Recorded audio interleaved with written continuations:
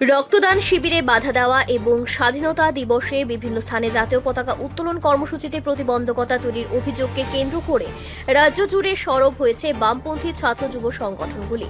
ঘটনার প্রতিবাদে ছাত্র যুব ভবনের সামনে থেকে মিছিল বের করা হয়। টিওয়াইএফআই, টিওয়াইএফ, এসএফআই এবং টিএসইউর যৌথ উদ্যোগে এই প্রতিবাদ কর্মসূচির আয়োজন করা হয়েছে। ডিওয়াইএফআই এর রাজ্য সম্পাদক নবারুণ দেবের ডুকলির বাড়িতে আয়োজিত রক্তদান শিবিরে দুষ্কৃতীদের বাধা দেওয়ার অভিযোগ ওঠে। পাশাপাশি সোনামুড়ার কলমচৌড়া এবং খোয়াইয়ের চেবড়ি এলাকায় স্বাধীনতা দিবসে জাতীয় পতাকা উত্তোলনেও বাধা দেওয়া হয়েছে বলে অভিযোগ করা হয়। এই ঘটনাগুলির প্রতিবাদে রাজ্য জুড়ে 2 দিনের কর্মসূচি নেওয়া হয়েছে। আগরতলায় কেন্দ্রীয় বিক্ষোভের পাশাপাশি বিভিন্ন মহকুমাতেও কর্মসূচি চলছে। প্রতিবাদ সভায় বক্তব্য রাখতে গিয়ে ডিওয়াইএফআই রাজ্য সভাপতি পলাশ ভৌমিক রাজ্য সরকারের তীব্র আক্রমণ শানান। তার অভিযোগ, ঘটনাগুলির সঙ্গে জড়িত বলে চিহ্নিত ব্যক্তিদের ছবি সামাজিক মাধ্যমে ছড়িয়ে পড়লেও পুলিশ এখনো শতপ্রণোদিত হয়ে মামলা করেনি। রক্তদানের মতো মানবিক কর্মসূচিতেও বাধা দেওয়ার পর কোনো সুমোটো মামলা হচ্ছে না, তা নিয়ে প্রশ্ন তোলেন তিনি। তার দাবি, আইন শৃঙ্খলা ও স্বাস্থ্য 2 দপ্তরের দায়িত্ব মুখ্যমন্ত্রীর হাতে থাকায় এই ব্যর্থতার দায়ও মুখ্যমন্ত্রীকেই নিতে হবে। পলাশ ভৌমিকের অভিযোগ, রাজ্যে দুষ্কৃতীদের দৌরাত্ম্য বেড়েছে। তবে তার দাবি, ডুকলিতে নবারুণ দেবের বাড়িসহ একাধিক স্থানে সমাজ বিরোধীরা আতঙ্ক তৈরি করেছে এবং রক্তদান শিবির আয়োজন করতে কাউন্সিলরের অনুমতি নেওয়ার কথা বলে পরিবারকে হুমকি দেওয়া হয়েছে। রাজ্যের ব্লাড ব্যাংকগুলিতে রক্তের ঘাটতির সময় রাজনৈতিক পরিচয়ের ঊর্ধ্বে ওঠে বামপন্থী ছাত্র যুবরা মানবিক দায়বদ্ধতা থেকে রক্তদান শিবির করছিল বলে জানান তিনি। কিন্তু বিজেপি শাসনে রক্তদান কর্মসূচি বানচাল ও রক্তদাতাদের হুমকি দেওয়ার প্রবণতা তৈরি হয়েছে বলে অভিযোগ করেন। একই সঙ্গে আইন শৃঙ্খলা পুনঃপ্রতিষ্ঠা এবং ভবিষ্যৎ প্রজন্মের জন্য সুস্থ পরিবেশ গড়ে তুলতে রাজ্যের সচেতন মানুষকে এই আন্দোলনে যুক্ত হওয়ার আহ্বান জানান তিনি। শাসনে ত্রিপুরা আজ দুষ্কৃতিকারী এবং গুন্ডাদের স্বর্গরাজ্যে পরিণত হয়েছে। যারা কথায় কথায় রাষ্ট্রবাদী এবং জাতীয়তাবাদের স্লোগান তুলেন, তারাই আমরা দেখলাম গতকাল স্বাধীনতা দিবসের পতাকা উত্তোলনের কর্মসূচি এবং রক্তদান শিবিরের কর্মসূচি বানচাল করতে গুন্ডার ভূমিকায় অবতীর্ণ হয়েছিল।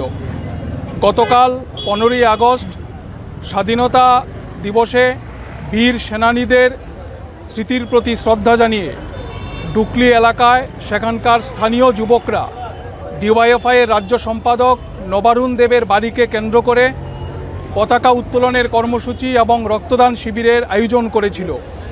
কিন্তু এই শিবিরকে বানচাল করার জন্যে বিগত 2 দিন যাবৎ বিজেপি আশ্রিত সমাজদ্রোহীরা ওই এলাকায় আতঙ্কের পরিবেশ, ভয়ের পরিবেশ তৈরি করে এমনকি নবারুণের বাড়িতে ঢুকে তাদের পরিবারের উপর হুমকি দেওয়া হয়, যদি এখানে রক্তদান শিবিরের আয়োজন করা হয় তাহলে পরিণতি ভয়ানক হবে। রক্তদান শিবির করতে নাকি কাউন্সিলরের অনুমতি নিতে হবে।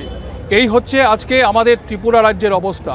শুধু ডুকলি না, আমরা দেখলাম সোনামুড়ার কলমচৌড়া এলাকায়, খোয়াইয়ের চেবড়ি এলাকায় স্বাধীনতা দিবসে জাতীয় পতাকা উত্তোলন করতে এই কর্মসূচিতে বাধা প্রদান করা হয়েছে।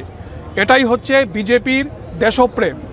একদিকে স্বাধীনতা দিবসের কর্মসূচিতে বাধা, আর অন্যদিকে আমাদের রাজ্যের ব্লাড ব্যাংকগুলিতে যখন চরমভাবে রক্তের সংকট চলছে, রক্ত নিয়ে কালোবাজারি হচ্ছে, তখন এই রক্তদান শিবির সংগঠিত করতে বাধা তৈরি করা হচ্ছে।